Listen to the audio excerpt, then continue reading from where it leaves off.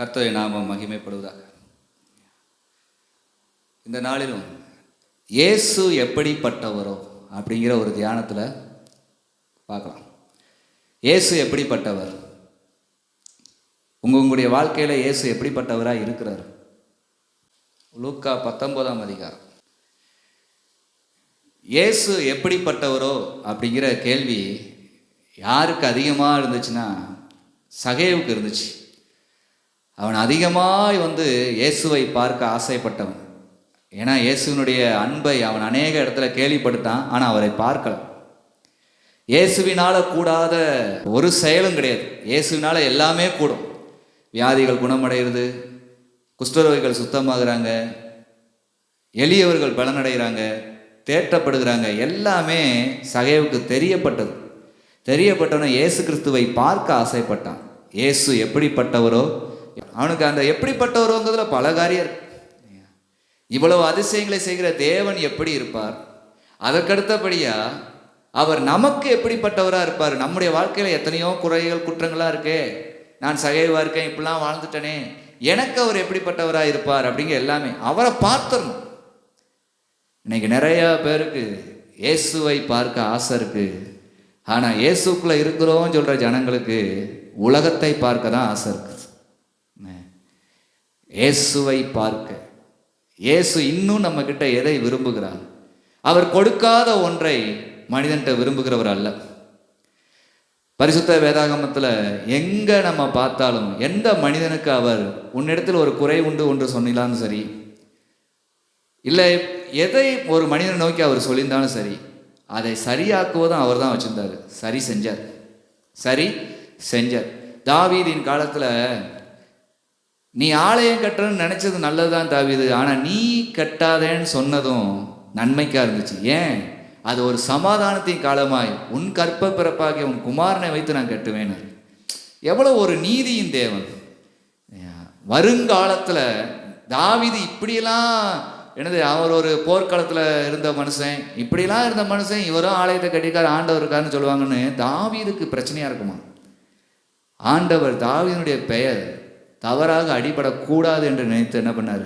அவனுடைய பிள்ளையை சமாதானத்திலேயே வழி நடத்தினார். ஒரு ராஜா போர்வாளையே பிடிக்காம தன்னுடைய ராஜ்யபாரத்தில் வெற்றி சிறந்து வாழ்ந்த ஒரே ஒரு ராஜா யாருன்னா சாலமோன் தான். போர்வாளை அவன் கையில் ஏந்தினதே இல்லை. கர்த்தர் கொடுத்த ஞானம் சாலமோனோடு இருந்து வெளிப்பட்டு அவ்வளவு சமாதானத்தின் வழியில் தேவாலயம் கட்டப்பட்டது. ஆண்டவர் எல்லாவற்றையும் அணிந்திருக்காருங்க.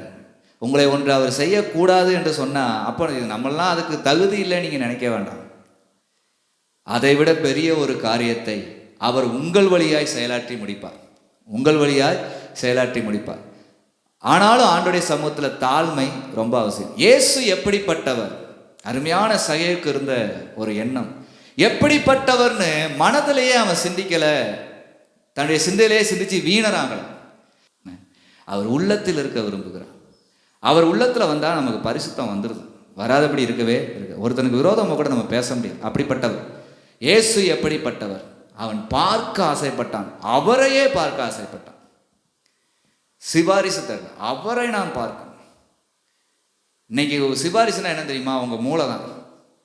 இப்படி இருக்கும், அப்படி இருக்கும். வேதத்தில் இல்லாதெல்லாம் நீங்கள் சிந்திச்சுக்கிட்டு நிறைய பேர் பேசிக்கிட்டு இருக்கீங்க. கிடையாதுங்க. இயேசு எப்படிப்பட்டவர்? வேதத்தின் வழியாய் பாருங்க. அவர் எப்படிப்பட்டவர்? முதலாவது நம்ம சிந்திச்சதில் எப்படி பார்த்தா, இயேசு எதற்காக வந்தார்? ஒவ்வொருத்தரும் சொல்லியிருக்காங்க. அதுலேயே இன்னைக்கு நம்ம பார்த்தா தெரிஞ்சிடும். நம்ம அதன்படி தான் நம்ம அவரை பார்க்க முடியும். நம்மளா ஒரு கற்பனைக்கு நம்ம ஒன்று வச்சுக்கணும். நம்ம ஒருவேளை உங்களுக்கு ஆண்டவர் கொடுத்த நேசத்தின் வழியா உங்களுக்கு அவர் எப்படிப்பட்டவராக இருந்தால் அந்த வேதத்தின் படி தான் இருப்பார். வேதத்தை தாண்டி ஒன்றுமே இருக்காது. இயேசு எப்படிப்பட்டவர்? அருமையான அப்போஸ்தலனாகிய பவுல் ஒரு காரியத்தை சொல்லுகிறார். அவர் பாவிகளை ரட்சிக்க வந்தவர். தீமோத்தேயு நிருபத்தில் எழுதப்பட்டிருக்கு, பாவிகளை ரட்சிக்கவே கிறிஸ்து இயேசு உலகத்தில் வந்தார், அந்த பாவிகளில் பிரதான பாவி. அப்போ இயேசு எப்படிப்பட்டவர் என்பதை உணர்ந்திருக்கிறவன் இயேசு எதுக்கு வந்தான்னு தெரியுது, எப்படிப்பட்ட என்னை ரட்சித்தார் என்பதையும் அவங்க அறிக்கை எடுக்கிறாங்க. இன்னைக்கு இயேசுவின் அன்பை மட்டுமே பேசிட்டு இருப்பாங்க, அவங்க வாழ்க்கையில் ஒரு அனுபவமும் இருக்காது. இயேசு அவங்களுடைய வாழ்க்கையை திருத்தினது எங்க, மனம் திருப்பினது எங்க? எல்லாம் வியாதிலிருந்து நீக்கினா அது இருந்து நீங்க மனம் திருப்பினதே இல்லையா, ரச்சித்ததே இல்லையா? ஏன்னா அதை சொல்றது இன்னைக்கு வெக்கமா இருக்குன்னா அப்ப அவங்க யாரு? இன்னும் அதுல விட முடியாம இருக்காங்கன்னு அர்த்தம். பாவிகளை ரட்சிக்கவே கிறிஸ்து இயேசு உலகத்தில் வந்தார் சொன்ன மனுஷன் யாரும் தெரியுமா? அதை எழுதின மனுஷன் உலகத்தின் பிரமாணத்தின்படி எந்த பாவத்திலும் ஈடுபடாத ஒரு மனுஷன், நியாயப்பிரமாணத்தின் நீதியின்படி குற்றச்சாட்டப்படாத மனுஷன். பிலிப்பியர்ல அவர் எழுதி வச்சிருக்கிறார். தேவ வைராக்கியத்தின்படி ஒரு காலத்தை சபையை துன்பப்படுத்தினவரே தவிர நியாயப்பிரமாணத்தின்படி அவர் எந்த குற்றமுமே செய்யல. அப்படிப்பட்டவர் இயேசுவை அறிந்தவுடன் அவர் எழுதுகிறது என்னன்னா, ஒரு சிறு பையனுக்கு, ஒரு வாலிபனுக்கு அந்த நிருபத்தை எழுதினாலும் சொல்லுகிறார், பாவிகளை ரட்சிக்கவே கிறிஸ்து இயேசு உலகத்தில் வந்தார், அந்த பாவிகளில் நான் பிரதான பாவி. பிரதான ஏனென்றால் இயேசுவை அறியாமல் அவரை விசுவாசித்து வாழாமல் என் கையின் திறமை, என்னுடைய இருதயத்தின் சிந்தனை, எனக்கு கொடுக்கப்பட்ட கற்பனை என்று நான் அதிலேயே போராடி என் மாம்சத்தை அலக்களித்து விட்டேன்.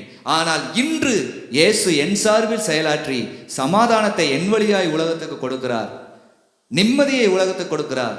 வாயின் வார்த்தையில இயேசுவை அறிக்கையிட்டு பேச பேச அநேக குடும்பங்கள் விடுவிக்கப்படுகிறதை பவுல் பார்த்ததுனால தான் சொல்கிறாரு, அந்த பாவிகளிலே நான் பிரதான பாவி. பாவிகளை ரட்சிக்க வந்தார் உண்மைதான், ஆனா அவரை அறியாம என் மாம்சத்துல நான் ரொம்ப அலக்கழிச்சிட்டேனே. நான் நினைச்சதை சாதிக்கணும், நான் நினைச்சபடிதான் இருக்கணும், இது இப்படி இருந்தா தானே முடியும், நம்ம இப்படி பண்ணாதானே முடியும், எவ்வளவு போராடினேன். ஆனா இன்னைக்கு இயேசு அருமையா எனக்குள் வந்து செயலாற்றி பொறுமையை கற்றுக் கொடுத்தார், தாழ்மையை கற்றுக் கொடுத்தார், எல்லா விதத்திலும் சகிப்புத்தன்மையை கற்றுக் கொடுக்கிறார். அவர் ஜெயம் எடுத்துக்கொண்டே இருக்கிறார், அநேகரை ரட்சித்து கொண்டே இருக்கிறார். இந்த இயேசு நாமத்தை எவ்வளவேன்னு சொல்லக்கூடாதுன்னு யார் சொன்னாலும் சொன்னவங்களையும் ரட்சித்து சாட்சியா நிறுத்துறாரு. அதையெல்லாம் உணர்ந்தவர் சொல்லுகிறார், பாவிகளையே ரட்சிக்க. இயேசு எப்படிப்பட்டவர்? முதலாவது அவர் பாவிகளை ரட்சிக்க வந்தவர். உங்களை ரட்சிக்க வந்தவர் தானா? அந்த ரட்சிப்பின் அனுபவம் பெற்றுட்டீங்களா? உங்களை நீங்களே பாருங்க. இன்னும் அவருக்கு பிரியமில்லாத மறைமுகம் ஒன்று வேண்டாம். அந்த மறைமுகத்தை எடுத்துடணும். இயேசு எப்படிப்பட்டவர்னு பார்க்க ஆசைப்பட்டவன் சகைவு. இயேசு எப்படிப்பட்டவரோ என்று அவன் பார்க்க ஆசைப்பட்டதுனால இவன் தூரத்திலிருந்து பார்க்க ஆசைப்பட்டாலும் ஆண்டவர் அவனுடைய எண்ணங்களை அறிந்திருந்தார். இன்னைக்கு இத்தனை பேர் சபையில உள்ள உட்கார்ந்துருக்கலாம், ஆனா எத்தனை பேர் ஆண்டவரை விட்டு எண்ணங்களை தூரமா இருக்கீங்கன்னு தெரியாது. ஆனா ஒரு சில பேருக்கு இன்னையிலேருந்தாவது நீங்க எனக்கு வேணும் ஏசப்பா, ஏசப்பா நீங்க என் வாழ்க்கையில வந்தா எல்லாமே மாறி, என்னுடைய சூழ்நிலை எல்லாமே நீங்க அறிஞ்சிருக்கீங்க ஏசப்பா, இனி நான் அப்படி இருக்க மாட்டேன், ஆனா நீங்க என்ன பார்ப்பீங்களா? இயேசுவை அவன் காட்டத்தி மரத்துல ஏறி அவன் இயேசுவை பார்க்கிறான். இயேசு அவனை பார்க்கவே இல்லாத மாதிரி தான் எல்லாம் தெரிஞ்சது. இவன் ஏசப்பான்னு மேலேருந்து நோக்கி கூப்பிட முடியல, பார்த்தாலும் இவன் பாவம் ஒரு தடையா மாறிச்சு. ஆனா இயேசு, சகைவே நீ இறங்கி வா. ஏன் பாவம் ஒரு தடையா ஆயிடுச்சு நீ என்னைக்கு சிந்திச்சியோ அன்னைக்கே நான் பாவிகளை ரட்சிக்கிற தேவனா இருக்கிறேங்க நீ புரிஞ்சுக்கும்.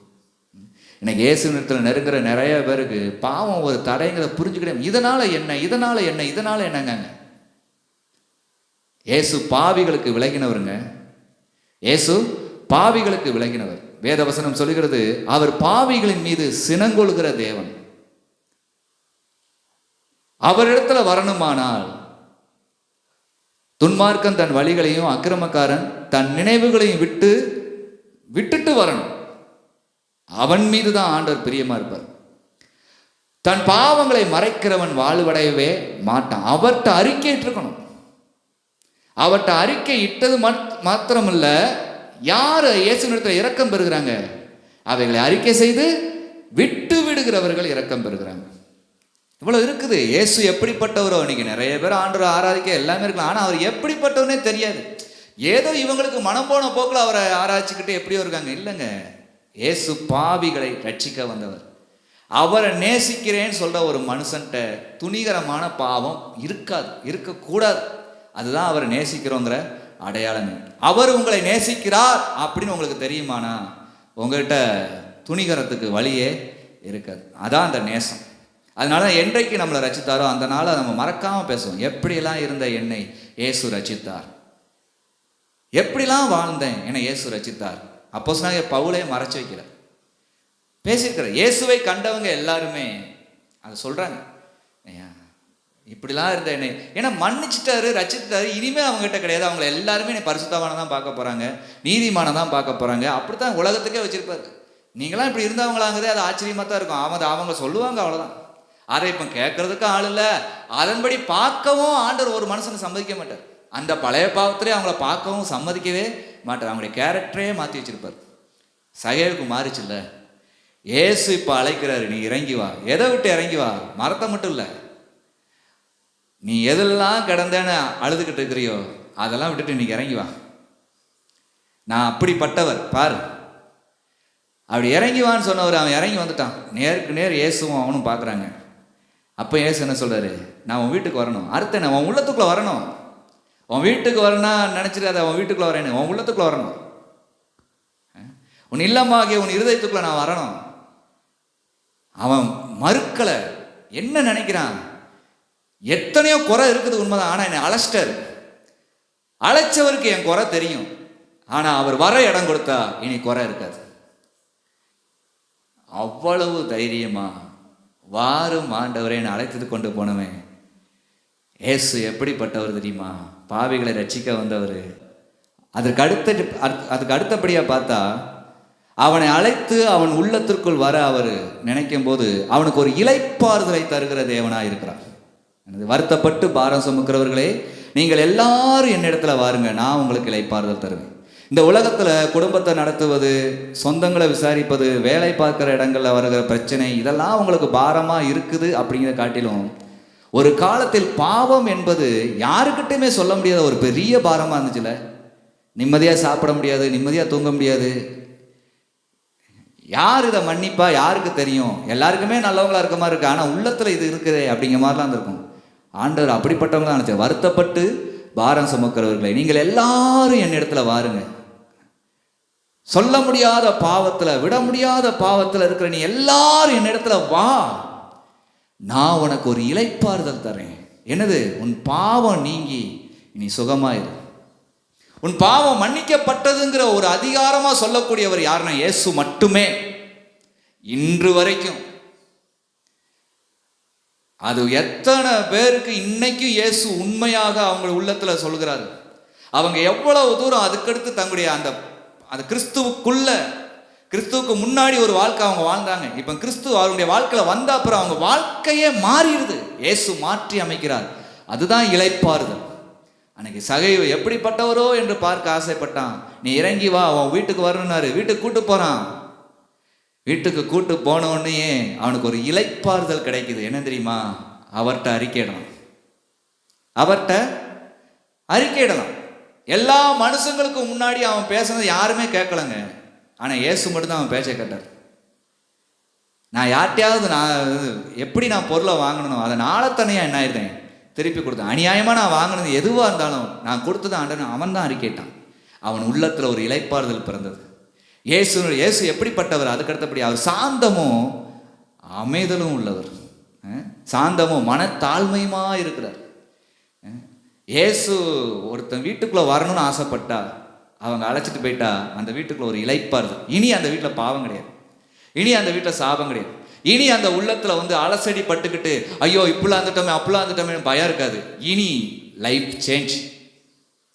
ஒரு இளைப்பாறுதல் கிடைக்குது. இளைப்பாறுதல் கிடைக்கிறவங்க என்ன பண்றாங்க? இந்த இளைப்பாறுதலை தக்க வைக்க அவருடைய முகத்தை பார்த்து அறிக்கைட்டுறது. ஏன்னா அவருடைய முகம் என்னைக்குமே உங்களுடைய பாவத்தை சுமந்த முகம்தான். அவருடைய முகத்தை நீங்க உற்று நோக்கி பார்க்க பார்க்க, அவருடைய கல்வாரியின் காட்சியை நீங்க பார்க்க பார்க்க உங்களுடைய கொடூரமான பாவ செயல்கள் எல்லாமே அதில் நீக்கப்பட்டுச்சுங்கிற அடையாளம் தான். ஏன்னா இயேசு முதலாவதாய் வந்தது பாவிகளை ரட்சிக்க வந்தாரு. அதனால் இனி வரப்போவது எப்படி?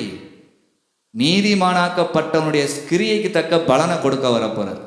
அதனால நீதிமானுடைய கிரியை செஞ்சுதான் ஆகணும். இனி சாக்கு போக்கு சொல்லலாம் இடமே கிடையாது. எபிரேயரில் எழுதப்பட்டிருக்குது, நிறைய இடம் பேதுருவில் எழுதப்பட்டிருக்குது. இனி ஒருவன் இனிமேல் என்ன முடியாது, சாக்கு போக்கே சொல்ல முடியாது. ஆண்டவர் வருகிறது இனிமேல் வருது அப்படித்தான் வராது. நீதிக்கு தக்க பலனை தர வரப்போறார். அன்றைக்கு அவர் வந்தது அப்படித்தான். நம்ம இனிமேல் காத்திருக்கிறது எந்த வருகைக்கு? அவர் கிரியைக்கு தக்க பலனை அளிக்க வராருன்னு தான் காத்திருக்கணும். பாவிகளை ரட்சிக்க வரும்போது ஸ்டார்டிங் அப்படிதான் உங்கள் வாழ்க்கையில் வந்தார். சாந்தமும் மனத்தாழ்மையாக இருப்பார். அவரை பார்த்தாலே நமக்கு எல்லாத்தையும் அறிக்கையிட தோணும். ஏன் தெரியுமா? அவர் தான் மன்னிக்கிறவர், அவர் தான் ரட்சிக்கிறவர், அவர் தான் சாந்தமும் மனத்தாழ்மையுமா அப்படியே பார்த்துட்டு இருப்பார். சகை வீட்டில் போய் எதாவது பேசினாரா? அவனை சந்தோஷம், அவனை யாருமே அப்படி பார்த்தது கிடையாது இது வரைக்கும் வாழ்க்கையில். ஏசப்பா எல்லாவற்றையும் அறிஞ்சு அவனை பார்க்குறாரு. எல்லாமே அவருக்கு தெரியும், தெரிஞ்சிருந்து பார்க்குறாரு. ஏன்னா அவருடைய பார்வையில் அவ்வளோ ஒரு பரிசுத்தம் இருக்கும். அவர் கண்ணை நேரடியாக பார்க்குற தைரியமே இருக்காது. ஆனால் சகைவு பார்க்குறான், பரிசுத்தமாகறான். பரிசுத்தமாகறான்னா எப்படி? அறிக்கையிடுறான் அவர்கிட்ட. அவனை அதுக்கடுத்தும் உலகம் பாவியாத்தான் பார்த்துச்சு. ஆனால் அவன் அந்த பாவக்கிரியை செய்யவே இல்லை. அதுக்கடுத்து நீதியாக வாழ்ந்துட்டான். கொஞ்ச நாளில் உலகத்துக்கே முடியலை. ஐயா, என்னைக்கு ஏசு அவன் வீட்டுக்குள்ளே வந்தாரோ அன்னையிலேருந்து சகை வாழ்க்கையே மாறிச்சுப்பா. பேச்சு மாறிச்சு, நட மாறிச்சு, உட மாறிச்சு. எதனால் நம்ம கொடுக்குறானே தவிர அநியாயமாக எதுவுமே வாங்க மாட்டாங்க. அப்படி மாறிட்டான் அப்படிங்கிற மாதிரி வாழ்க்கையும் மாறிச்சு. ஏசு எப்படிப்பட்டவர்? பாவிகளை ரட்சிக்க வந்தவர். அவர் ஒருவனுடைய உள்ளத்தில் வர்றாருன்னா அவனுக்கு எங்கும் இல்லாத இளைப்பாறுதல் முதலாவது வந்துடுது. அதுக்கடுத்து அவருடைய சாந்தமும் மனத்தாழ்மையான முகத்தை பார்க்கும்போது இவர்கிட்ட நம்ம அறிக்கையிட்டலாம், இவர் நமக்கு மன்னிக்கிற தேவனாக இருக்கிறார் என்கிற அந்த ரகசியம் தெரியுது. அவன் அறிக்கை எடுக்கிறான். அவர்கிட்ட வருகிற எல்லாருமே அறிக்கையிடுவாங்க. பர்சனலில் தங்களுடைய பாவங்கள் பூரா அறிக்கையிட்டு மனம் திரும்பி வாழ்வாங்க. திடீரென்று சூழாது என்று இல்லை, பாவம் திடீர்னு ஏதோ ஒரு பதில் வரலாம், எங்கிட்டு வந்தாலும் அறிக்கையிடுவாங்க. அது அறிக்கையிடுங்க. பாவத்தோட கத்தரை ஆராதிக்க முடியாது. பாவத்தோடு இருந்தால் காட்டத்தி மறந்தான். பாவத்தோடு இருந்தால் காட்டத்தி மறந்தான். பாவத்தை விடணும்னு இருந்தால் அவர் அழைப்பார். விட்டணும்னு மனசு வந்துச்சுன்னா அவர்கிட்ட அறிக்கைட்டணும்.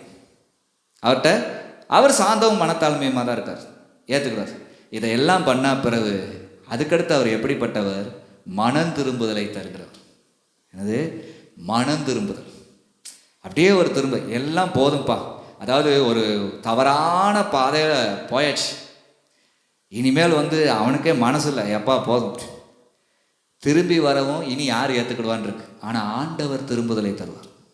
ஆண்டவர் அருமையான ஒரு பெண்ணுக்கு ஆண்டவர் தந்தார். கையுமையுமாய் பிடிக்கப்பட்ட ஒரு குற்றத்திலே அகப்பட்ட ஸ்திரீ என்று இயேசுனிடத்தில் அவளை கொண்டு வந்து, நாங்கள் கல்லறிஞ்சு கொள்ளணும் மோசே நியாயப்பிரமாணத்தின்படி, ஆனாலும் நீர் என்ன சொல்லுகிறீர் அப்படின்னு ஏசப்பாட்ட கேட்டாங்க. ஏசப்பா சொன்னார், உங்களில் பாவம் செய்யாதவன் எவனோ அவன் முதலாவது கல்லறி. எல்லாருமே போயிட்டாங்க, அந்த ஸ்திரீ மட்டும்தான் அங்கே இருக்காங்க. அந்த பெண்ணை பார்த்து ஏசு கேட்டார், உன் ஆக்கினைக்கு தீர்க்க வந்தவங்க யாருமே இல்லையா? எல்லாரும் போயிட்டாங்க அப்படி. இப்போ ஏசு என்ன சொல்ல போகிறாங்களோன்னு பயப்படுறோம். ஏசு என்ன சொன்னார்? இது வரைக்கும் நீ வந்தது உன் பாவத்திலையும் உன் சாபத்திலையும் உன்னுடைய எல்லா அலங்கோலமான செயலையே வந்துட்ட. எல்லாரும் இன்னைக்கு உன்னை விட்டுட்டும் போக வச்சுட்டேன், நானும் உன்னை விடுறேன். இதே உலகத்தில் நீ மனம் மட்டும் திரும்பிப்போ. உலகமே இப்படித்தானே இருக்குன்னு நினைக்காத, உனக்குள்ள நான் இருக்கிறேன். என்னை வச்சுக்கிட்டு இதே உலகத்தில் திரும்பிப்போ. என்னை ஏற்றுக்கிட்டவங்களா போ, உன்னை மனம் திரும்பவங்களா மாத்தின. அவங்க வாழ்க்கையை சாட்சியாக மாறிச்சு. அவர் மனம் திரும்புதலை தருகிறவர். இயேசு எப்படிப்பட்டவர்? மனம் திரும்புதலை தருவார். அதுவும் இயேசுவை அறியாம ஒரு காலத்தில் எப்படியோ, அதாவது கெட்டு போனவங்களுக்கு அவர் மனம் திரும்புதலை தருகிறார். அவர் எதை தேடி வந்தார் தெரியுமா? கெட்டு போனதை தேடி வந்தார்.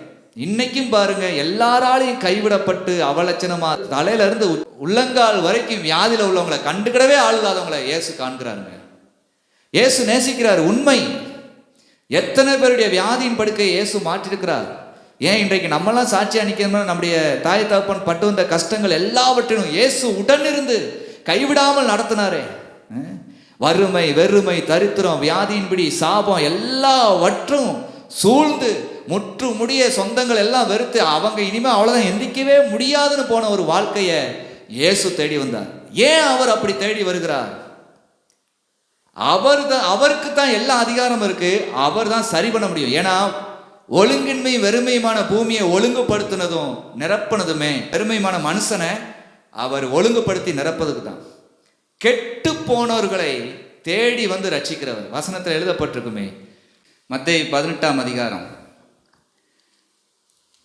மத்தேயு 18ஆம் அதிகாரம், மனுஷகுமாரன் கெட்டு போனதை ரட்சிக்க வந்தார்.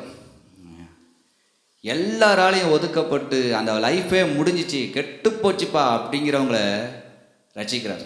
அவர் எப்படிப்பட்டவர்னு பார்த்தீங்களா? அதனால தான் இயேசுவின் இடத்துல வருகிற எல்லாரும் எப்படிப்பட்டவர்களும் மீட்பை பெற்று, அவங்க எவ்வளவு எல்லாராலையும் கைவிடப்பட்ட வியாதியில் இருந்தாலும் எப்படி இருந்தாலும் ஆண்டவருக்கு சித்தமானா அவங்கள மீண்டும் வாழ வைத்து அழகு பார்க்குறாரு, சாட்சியாக நிறுத்துறாரு. எத்தனை குடும்பங்கள் இன்றளவும் சாட்சியாக நிற்கிது. இன்றைக்கும் அவருடைய ரட்சிப்பு நடந்துக்கிட்டு தானே இருக்குது. ஒரு மனுஷன் விட முடியாத பாவத்திலே இருந்து கெட்டு போனவங்க மட்டும் சொல்ல முடியாது. வியாதி வறுமையிலேயே கடந்து அந்த வீட்டு பக்கமே யாரும் போக மாட்டாங்க. அவங்கள கண்டாலே கண்டுக்கிட மாட்டாங்க. என்னையா அது, அவன் உச்சந்தலேருந்து உள்ளங்கால் வரைக்கும் வியாதி உள்ளவன், வேதனை உள்ளவன், கெட்டு போனதை ரட்சிக்க வந்தவர். ரட்சிப்பு அதே மாதிரி எத்தனை பேர் இன்னைக்கு அறிக்கையிடுறாங்க. அவங்க விட முடியாத எத்தனையோ தீய பழக்கத்துல இருந்து தன் சரீரத்தில் இருக்கிற உள்ள இருக்கிற உறுப்புகள்லாம் அழிந்து போகிற அளவுக்கு இனிமேல் நீ பிழைக்க மாட்டப்பா, நீ அவ்வளோதான், நீ செஞ்சதுக்கு இப்படி தான் இருப்பேன்னு சொன்னவங்க. அதுக்கடுத்து அவங்களுக்கு ஒரு நினப்பு வருது, நான் திருந்தி வாழ விரும்புகிறேன், திருந்தி வாழ நினச்சா எனக்கு இவ்வளவு என் உறுப்பெல்லாம் கெட்டுப்போச்சு, இனிமேல் நான் எப்படி வாழுவேன் அப்படிங்கும்போது தன் பாவங்களை இயேசுனத்தை அறிக்கிறதாங்க. அவ்வளவு கெட்டு போய் உறுப்புகள்லாம் கெட்டு போனவனும் இயேசுவை நோக்கி வேண்டி, ஆண்டவரே நான் இப்பெல்லாம் இருந்துட்டேன், இனி நான் வாழ விரும்புகிறேன், எனக்கு ஏதாவது ஒரு வாழ்க்கை தாங்கப்பா, கிருபையாக எனக்கு இறங்குங்கப்பானா ஆண்டவர் அவங்களுடைய பாவங்களையும் மன்னிச்சு திரும்ப சாட்சியாய் மாற்றுகிறார். லேலுயா, எத்தனை மது பழக்கத்துக்கு அடிமையாகி உள்ளே இருக்கிற லங்ஸ் எல்லாம் பாதிக்கப்பட்டு செத்து போயிருவேன் டாக்டர் சொல்லி, அதுக்கடுத்து அவங்க எங்கேயுமே தப்பிக்க முடியாதுன்னு, அதுக்கடுத்து அவங்க மனைவி பிள்ளைங்க மேலே பாசம் நேசமாக ஆனால் இனிமேல் வாழ போகிறது இல்லைங்கிற பயம் அதுக்கடுத்து இயேசுவால முடியும், நான் இயேசுவை நம்புகிறேன்னு சொல்லி நம்பி அவர்கள் கேட்கும்போது அவ்வளவு கெட்டு போன சரீரத்தையும் மீட்டு வாழ வச்சு அழகு பார்க்குறார். அல்லேலூயா. இன்னைக்கு எத்தனை சாட்சிகள், உயிருள்ள சாட்சிகள் நிற்கிது, கெட்டு போனதை ரட்சிக்க வந்தவர். இயேசு எப்படிப்பட்டவர் பார்க்கணும். நம்மளும் பாவிகளை ரட்சிக்க வந்தார். எத்தனையோ சொல்ல முடியாத பாவங்கள் சாபங்களை கடந்த உங்களை இயேசு ரட்சித்தார். உங்கள் உள்ளத்தில் முதலாவது அவர் வரும்போது யாருக்குமே தெரியாத அந்த மறைமுகமான அந்த குற்றங்களில், அந்த ஒரு தவறில் நீங்கள் தவிச்சிட்டு இருக்கும்போது ஒரு இளைப்பாறுதலை கட்டளையிட்டார். நான் இருக்கிறேன், உன்னை எல்லா விதத்திலையும் அறிஞ்சிருக்கிறேன், சாந்தமும் மனத்தாழ்மையாக உன்ட்ட இருக்கேன், என் இடத்துல அறிக்கையிடு, பயப்படாத.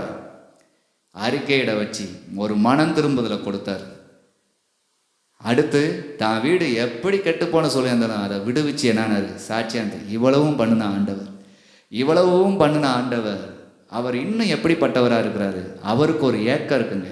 உண்மையான இயேசுவின் பிள்ளை, இயேசுவினால பாவம் மன்னிக்கப்பட்ட பிள்ளை, இயேசுவினால வியாதி நீக்கப்பட்ட பிள்ளை, இயேசுவினால வறுமை நீக்கப்பட்டவங்க, அந்த இயேசுவால தான் எங்களுக்கு எல்லாம் வந்ததுன்னு சொல்றவங்க அதுக்கடுத்து ஒன்று அறியணுங்க. அவர் எப்படிப்பட்டவர்? அவர் உங்களுக்கு உலகத்தின் சுமையை உங்களை விட்டு நீக்கி விட்டுட்டு உங்களுக்கு ஒரு சுமையை கொடுப்பார். மத்தேயு 11ஆம் அதிகாரத்தில் எழுதப்படுக, என் நுகம் மெதுவாயும் என் சுமை லெகுவாயும் இருக்கும். என்ன சுமை? ஒன்றை ரட்சித்தன்ல இன்னமும் என்னுடைய ஏக்கம் அதிகமாக இருக்குதுப்பா. உன்னை போல உன் குடும்பங்களை நான் ரட்சிக்கணும், உன் சொந்தங்களை நான் ரட்சிக்கணும், எல்லாரும் கெட்டு போகாமல் நித்திய ஜீவனை அடைய வேண்டும் என்கிற ஏக்கம் எனக்கு உண்டு. எனக்கு நீ கொஞ்சம் இடம் கொடுப்பியா?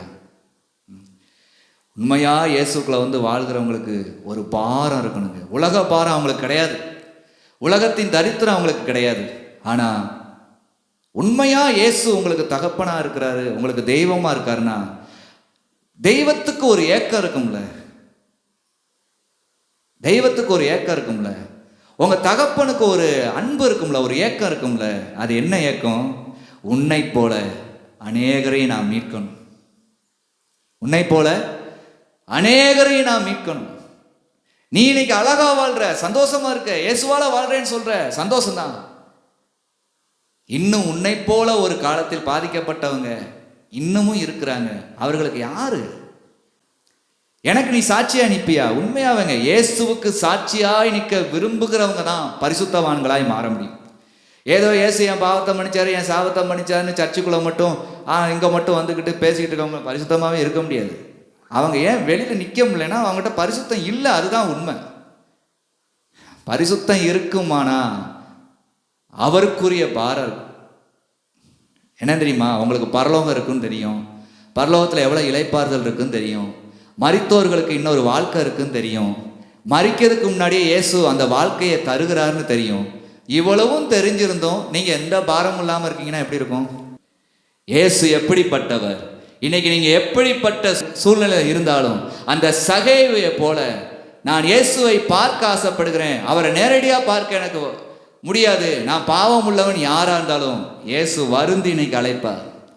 உன் இல்லத்துக்குள்ள உன் உள்ளத்துக்குள்ள நான் வரணும் பாரு. உங்களுக்கு ஒரு இளைப்பாறுதலை இன்றைக்கே கட்டளையிடுவாரு. உங்களுக்குள்ள அப்படியே சாந்தமும் மனத்தாழ்மையுமா இயேசு அப்படியே உங்களை பார்க்கும்போது நீங்களே எல்லா பாவங்களையும் அறிக்கையிடுவீங்க. நீங்க எந்த அளவுக்கு கெட்டு போயிருந்தாலும், நீங்க எந்த அளவுக்கு இந்த உலகத்தின் கேடுகளையே போயிருந்தாலும் உங்களுக்கு இன்னைக்கு ஒரு டேர்னிங், ஒரு திரும்புதலை தருகிறார். என்னை நோக்கி வா. இவ்வளவு பாவப்பட்ட அசிங்கப்பட்ட உலகத்துல உண்மைக்கும் சுத்தத்துக்கும் இடமே இல்லைன்னு நீ நினைக்கிற இதே உலகத்துல தான் என் நாமம் தரிக்கப்பட்ட ஜனங்களும் என் நாமமும் இந்த பூமியில இருக்குது. என்னை நோக்கிப்பார், என்னை பார்த்து நீ வா என்று ஒரு மனம் திரும்புதலை தருவார். எவ்வளவு கெட்டு போனவங்களையும் திருத்தி இனி சாட்சியா நிறுத்தவும் அவரால் முடியும். அப்படி வந்தாச்சுன்னா அவருடைய ஏக்கம் நமக்கு வேணும். அவருடைய ஏக்கம் வேணும். இயேசுக்குள்ள வந்த எல்லாரும் பாருங்க, அருமையான இன்னொரு பாடல் இருக்கும். அப்பா உம் ஏக்கங்கள் அறியணும், அப்பா உம் ஏக்கங்கள் அறியணும், நான் தப்பாமல் உம் வழியில் நடக்கணும், நிரப்புங்கப்பா நிரப்புங்கப்பா, என் பாத்திரத்தை தண்ணீரால நிரப்புங்கப்பா நிரப்புங்கப்பா நிரப்புங்கப்பா, உம் பரிசுத்த ஆவியால நிரப்புங்கப்பா. ஏக்கம். நீங்க மனம் திரும்புதல் வரைக்கும் கூட வந்திருக்கலாம். ஆனா அப்படி ஏக்கத்தின் குரலை கேட்காதவர்களா இருந்தா எப்படி இருக்கும்? இயேசு எப்படிப்பட்டவர் உணர்ந்து இன்னைக்கு இயேசுவின் இடத்துல வேண்டுங்க. பிதாவாகிய தேவனத்தில் இயேசு நாமத்தினால வேண்டுங்க. கர்த்தர் உங்களோடு இந்த பெரிய காரியத்தை செய்வார். அவர் எப்படிப்பட்டவர் என்பதை உங்கள் வழியாய் உங்களுடைய சொந்தங்கள் குடும்பங்கள் எல்லாரும் பார்ப்பார்கள். இயேசுவின் நாமத்தினாலே பிதாவாகிய தேவனுடைய நாமம் மகிமைப்படும். கர்த்தர் உங்களை கொண்டு அவைகளை செய்ய வல்லவராக இருக்கிறார். கர்த்தர் தாமே உங்களை ஆசீர்வதிப்பாராக. ஆமென்.